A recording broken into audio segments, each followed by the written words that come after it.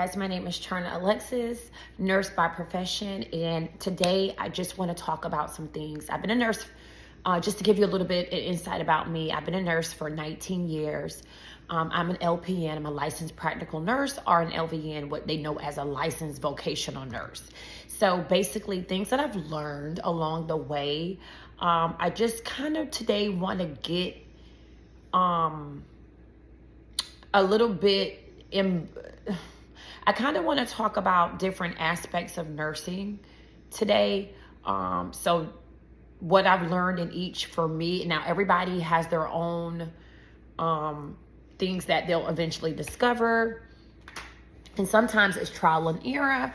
But sometimes there's like people like me that have been there to kind of help you get an idea and pave the way and make the transition, especially if you're a new nurse, a little bit easier.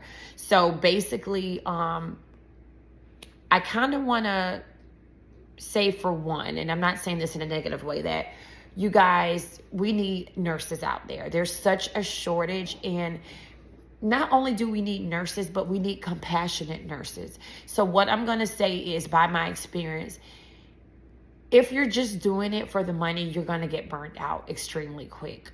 Anything there's money in nursing.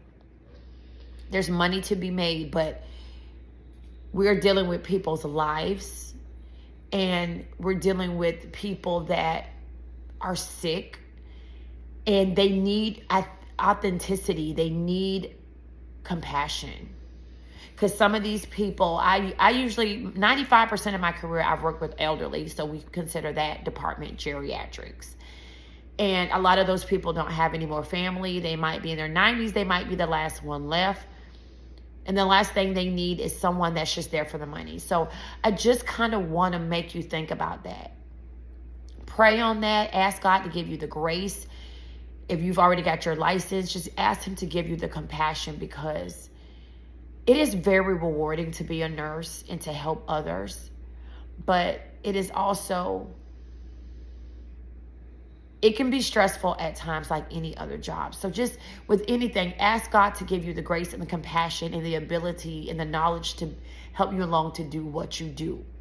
I'm always going to say that through each video, because you don't understand, like, healthcare has changed so much. And I've unfortunately have run across a lot of people who just clearly, visibly are there for the money. Like, people can see true authenticity, they can see true compassion, and they can see things for what it is.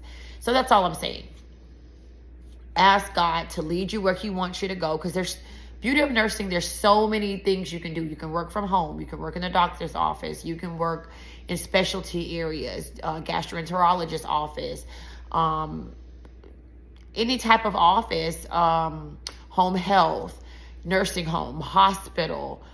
You can do visits. Like, the beauty of nursing is it's an open demand, and it's a high demand. And so I've never had an issue with getting a job. Never. I can honestly say that. Like, that has not been my burden in nursing. But today's video is about 3 aspects of nursing, which there's so many. I want to talk about the pros and cons of working just 3 specialty sites, and 3 specialty, I wouldn't say they were specialty, but I'm going to be talking about being a home health nurse, and also being in a facility, okay, a nursing facility. So I'm going to compare home health to being in facilities. Okay, so in my experience, I started off in a nursing home, which people call old folks home. That was my very first experience. I can say that it was a lot of work. I'm not here to deter you guys. I'm just here to give you the real, raw, and the relatable, to give you an idea. And then everybody's experience is different, but this is my experience.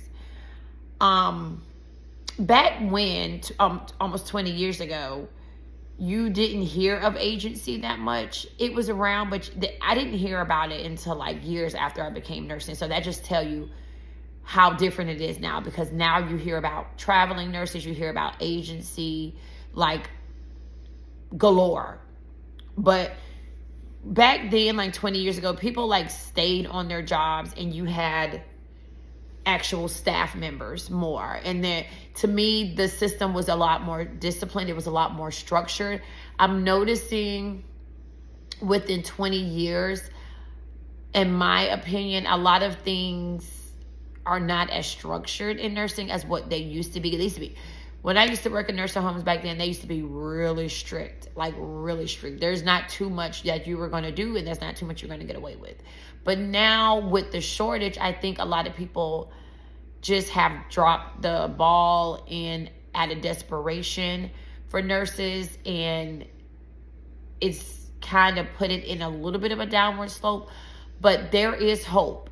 We can be the change for the future. We can be what we want to see if we get more nurses, more compassionate nurses, more nurses to really, assert themselves, stand up for themselves, and don't allow people to push you around. Because sometimes in this field, you just have to you have to always think how hard you work to get your nursing certificate. And you need to always remember that in the back of your head, because some places you go, and this is everywhere, it can be unethical. And sometimes people will put you in a position that can cost you your license, and they'll put you in a position. So you have to know how to stand up for yourself. And more than likely, if it doesn't feel right, it's not right. So I just want to leave you with that gem, because in nursing, a lot of times, especially the nursing homes, I can't speak for the hospitals because I've never worked a hospital. I don't have any hospital experience. I have home health and nursing home, geriatric, ALF, assisted living facilities. That's the core of my nursing existence. But I know in those type of areas, it can be in nursing homes. We'll start out with nursing homes. It can be high demand. It can be, now there's a shortage. Sometimes the workload can be extremely heavy. So definitely when you're going to a nursing home, you want to do your research. You don't want to just look at the money, because what's the point of making good money when you're not going to stay at the job because you're too stressed out and burned out? Okay, that's what I want to say. There are good nursing homes, but they're better. You just have to research it and know what your patient ratio is. So I would say, like in a nursing home, a good ratio would be one nurse to. This is the perfect. In rehab, there's a difference between rehab and long-term. So if you work in a nursing home and you work long-term means that that patient is never leaving out of there. They stay there. That's their home. Long-term, you probably can afford to have a 1-to-20 ratio. But now there are nursing homes out there are giving you 1-to-40 ratios. And these people are taking 15 to 25 pills a day. So just, and yeah, you're passing out pills, but you have to think about the conversations that come along with you passing medicines. People want to talk. Somebody might fall. You might have to do a whole incident report, which can be lengthy sometimes. And so you think about the interruptions that you might get. It's just like, in a lot of people's head, they say, oh, you're just a pill pusher. But there's a lot. There's family members. There's doctor's orders. There's charting. Like, there's so much more than just pushing pills. So you just need to keep that in mind when you refer to ratios. So long term, I'd say like the perfect ratio for a nurse to patient ratio would be 1 nurse to 20 patients. And rehab, these are people that are coming from the hospital that are just there for like 3 to 4 weeks. They're getting therapy. These are more skilled patients. They're more they're patients that require more attention. They are very vulnerable. They could be coming out of the hospital with IVs. They could be coming out of the hospital with deep wounds. They could be coming out of the hospital just with variations of a lot of different health crises. So these people are more critical than your long-termers, more than likely. They're healing, they're in recovery, they need a little bit more care, and things of that nature. But in that setting, because it's such a skilled setting and a focused setting, and these people are just coming in hopes of rehab and to go home, I would say in a rehab, the perfect ratio for me to get everything done would be 1 nurse to 15. And unfortunately, that's just not happening. And nurses are getting abused and used, and basically a lot of us are not getting set up for success.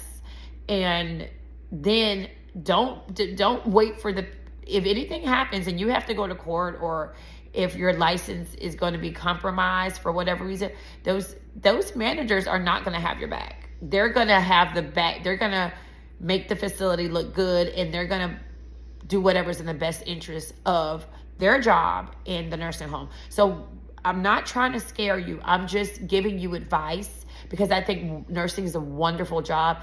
Advocate for yourself at all times. Look up the laws. If you feel like you're being done wrong, talk to somebody. Talk to a health lawyer, or you can even look up the laws yourself, and you can say, this person wanted me to do this, but this was out of my scope. It was unethical. It was illegal. Whatever the case may be, the point by me saying all this is not to discourage you, to let you know it is to let you know how important it is to advocate for yourself. Okay? Because and I'm telling you, back then was stressful, but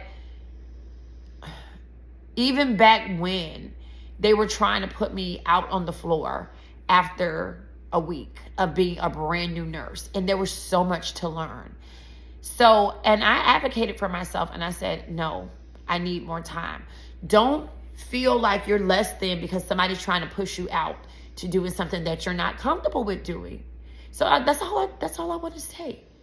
Research where you're going to work. Talk to people. Go in, take a tour at the nursing home if that's where you want to go. See how it smells. See how the people that are working there are responding to the patients, to you, the attitudes. These are factors that can make you so stressed out. You want to know what you're getting into. So my thing is, do your research before you go to the nursing homes, and look for the best patient to nurse ratio. Call around. And they're going to try to be on you like dogs to offer you a job. And they're going to try to bully you into working for them. But this is your life. There's so many nursing jobs out there. Go on that interview, but just tell them, I will let you know I need time. I don't know if this is something that I want to do. I'm trying to explore. There's more opportunities for me. And I thank you for the interview. I thank you for the tour, but I need to explore my options, and I will let you know within a week whether I can make the job or not. And just be upfront from the get-go. I don't know if this is where I'm going to work, but I just want to get the interview. I just want to kind of look around. I want to know if this is for me. Don't let nobody bully you. Be your own advocate. So that's one thing that I would want to say. Also in nursing homes, that was the biggest thing. There's a lot of females, and there's a lot of cattiness. So my advice is a lot of gossip. Stay out of it. Stay to yourselves. If you get in that predicament, stay to yourself. Don't comment. Don't whatever. For your sanity, keep your business to yourself. Don't get into gossip. Go to work. Do what you're supposed to do. Go home. Okay? And those are like the two main things like I would want to talk about. As far as what I've discovered in a nursing home. Okay, so there's a nursing home, and there's also assisted living for facilities, which is a step down from a nursing home. Assisted living facility is still an old folks home. The difference is people have moved towards more of assisted living because Assisted living is a place where they're not quite at the nursing home level. When you're at the nursing home level, it's either when you're in long term, you're really debilitated, you cannot take care of yourself. Assisted living is more of a private pay. It's nursing home is more Medicare, Medicaid insurance based. You find a lot of people that are in poverty that are there, things like that. I'm not saying that has anything to do with anything because I grew up extremely poor. I'm just giving you an idea. Assisted living, more people are the class of, I got my little heater. Sorry, I'm bad, y'all. It's kind of cool here. The class is just a little bit more upscale. People drive. Most of them give themselves showers. They just need to be in a position. They just feel comfortable. Just if they need a little extra help with like laundry, they might need like help with a little bit of a shower. But most people in assisted livings, 90% of the people, they do for themselves. They just need a little extra help. And normally assisted living is a lot less stressful than the nursing home normally. And it's, to me, in my opinion, it's more doable. You also want to do your research on that as well and ask around if you know people who work there. Go in, get the interview. You definitely want to do your research before you go into an environment. And you want to have a list of questions to ask them. Basically, definitely like, what is the pay? What are my roles? What are my expectations? What is the amount of patients that I'll have? Will I be covering just one floor? Do y'all expect me to cover? Now, night shift, it's a little different because you tend to have more patients because normally night shift is not busy. Everybody's typically sleep. So nights, like I worked out in assisted living and literally people, like it was very slow. Everybody was normally asleep. You would just get a few calls here and there, but it was nothing like a day shift. So I just want to point that out. Night shift, you're going to have the ratio is always going to be higher because of the acuity, because of the workload. So I just want to point that out, guys. But you want to have a list of questions. You want to know how many patients you have. You want to know what your expectations are. You want to know, like I said, what your responsibilities are. And you can just look online and compare different assisted livings. So I would just, research the places that I want to go for the interview before I even do the interview. And you can see if you research something online, whatever who's interviewing, are they matching what they're saying? And then I find out like a lot of places that are constantly like on Indeed, like over and over and again, I find those places have like a big turnover rate. So that's kind of like a red flag in some cases, but not all cases. Because I worked one place through an agency and it was a gym. It was so easy, but people just, I don't know if it was like the area. It wasn't a bad area.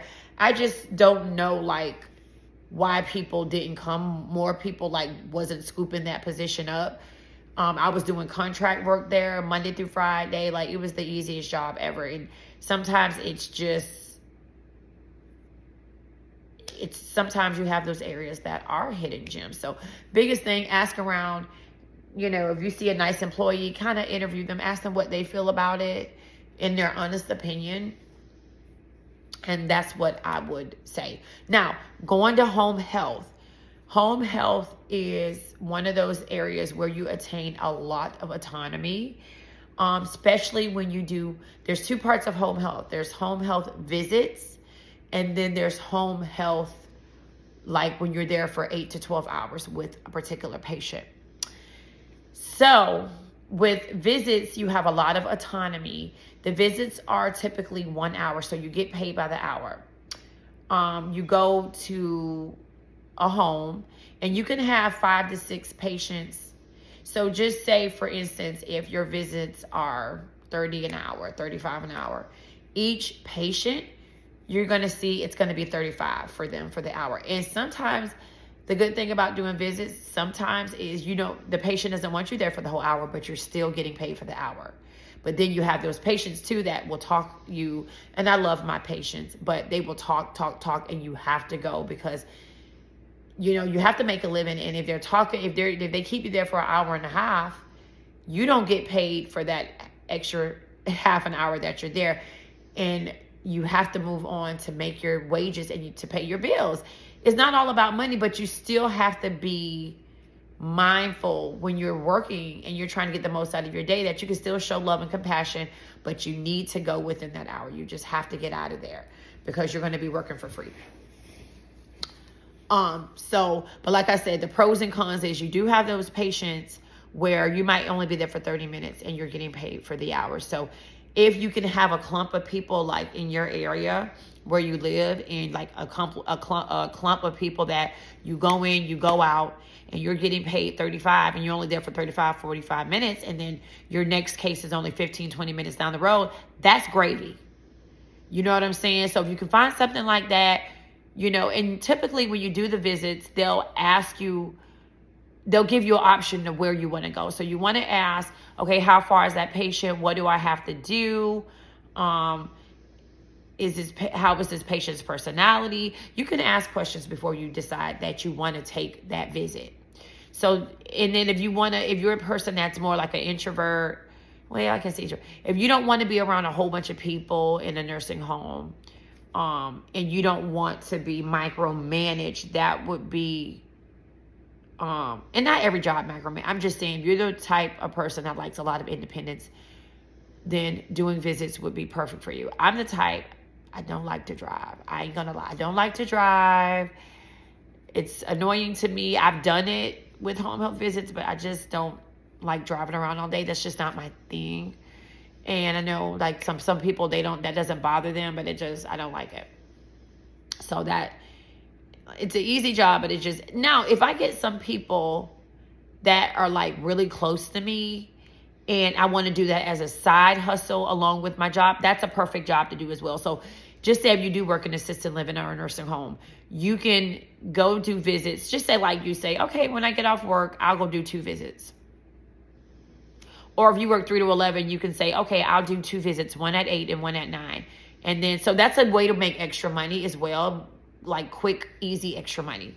If you want to do home health visits and work in a nursing home, you don't have to pick up 1,000 patients. You could even pick up 1 extra patient a day. That's still gas money, groceries. That's still good little extra income, and not without it being too overwhelming. Okay, as far as being in the home for an extended amount of time, that's also home health. But the difference is you're not doing visits. You're sitting in one setting for at least 8 to 12 hours with your one particular patient. And so for y'all that don't want to drive around all day, this is a perfect opportunity. Like I said, with this type of job, you're going to be spending a lot of time with the family. So sometimes, guys, boundaries can be crossed. I've had things to where I've heard situations to where if you're taking care of like a child, and the mother might try to leave the children with you, or she may try to have you do things that might be out of your scope, that doesn't coincide with the regulations of your agency, they will try you. Or they may just be very attached, and there's nothing wrong with that, but sometimes these attachments can be unhealthy, and sometimes the parents forget that we're here to have compassion for your loved ones, but at the end of the day, we're still professional nurses. We need healthy boundaries, healthy relationships. I'm not your family member, and I know that might sound harsh, but it's the truth. So keep that relationship with the families very professional. Show compassion, show them love, healthy boundaries, because they will try you, and they're not nurses. They don't know your scope, and some of them do, but they still would try you, put you in a messed up position, and you want to be able to have a career, and you want to be able to work. So we have the perfect family would be someone who understands those boundaries, somebody who respects you, and you guys are on the same page. And sometimes that can be a little hard to find, you know. So those are my suggestions. So right now I took a break because I needed to just evaluate some things, work on some things. So I've been out of work for like a month, and I don't know when I'm going back, to be honest with you. It could be in the next 3 weeks, next 4 weeks. I have a very flexible job. I do home health. That's another thing about home health. Home health is very flexible. So you can work it around your schedule if you have kids. That's another thing I want to add. It's a very flexible. Another thing about home health, doing the visits with driving from house to house, you have to think it's a lot of wear and tear on your car. So you have to think about that as well, the mileage. So that's why I say if you do the visits going from home to home, you definitely want to stay, if you can, close to home, if you can accumulate your patients that are very close to home. But that was just my take, guys, on my experiences. So you guys, like I said, I don't want to scare you guys. I want you guys to go in. My heart is so full with the amount of people that have gone, that are graduating. I congratulate you guys. I speak blessings over your life and favor wherever you go. I pray that God will lead you into the right direction. You guys, you have to pray. You have to pray. Pray before. I know, guys, this might sound cliche, but I'm dead serious. Prayer changes things. Pray before you even apply for those jobs. When you do find a job you go to, pray for God for wisdom, knowledge, and to cover your hands as you are taking care of these people, to give you the peace, to give you compassion. We have to pray for these things, to just be graceful. And, every time I used to go to work and I used to pray, like it just changed. It shifts the atmosphere before you go in. So guys, that is the most important thing. Pray before you fill out those applications. If you have multiple job offers, pray that every door that needs to be shut is going to be shut, because all money is not good money. If it's going to stress you out, if you're going to sit up there, be stressed out, have a heart attack, have ill health, guys, you have to look out for yourselves as well, in your health and your mental health.